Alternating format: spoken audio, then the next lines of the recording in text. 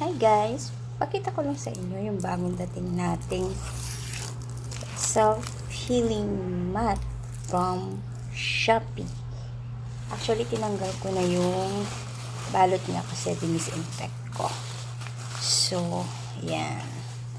So, buksan natin kasi kailangan ko to before gumagamit lang ako ng cardboard pag magkakat ako ng mga cardboard din.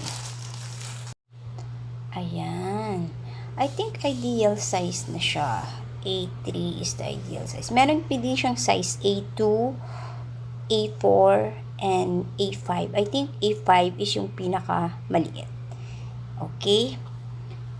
So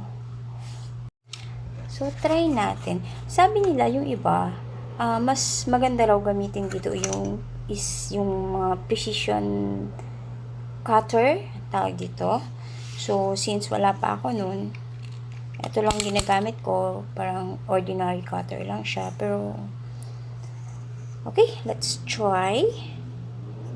Cut natin tong it's cardboard. Try natin i-cut.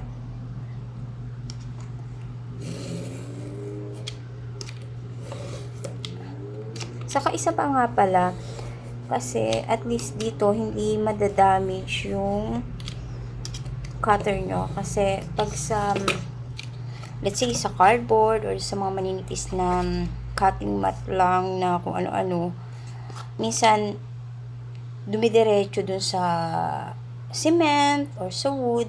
So, nagkakaroon ng crack yung cutter natin. So, ayan, nakat ko na siya.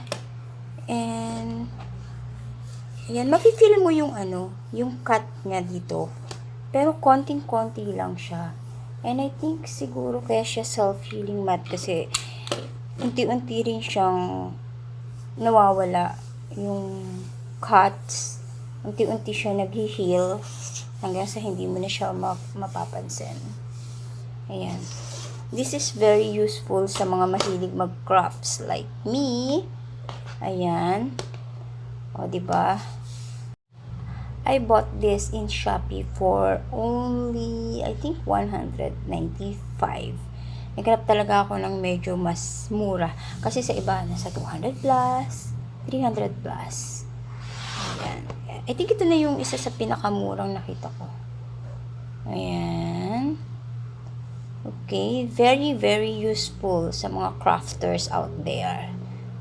Kaya, makikita nyo to kapag gagawa ako ng craft, siguro ito na yung magiging background ko kasi dito na rin ako magka-cut diretso na. Kasi before nilagyan ko lang siya ng parang tiles and then pag nagka-cut ako doon, yung cutter mo na papansin mo talaga parang nagka-crack din yung cutter mo. So I decided to bought this one and I'm so happy.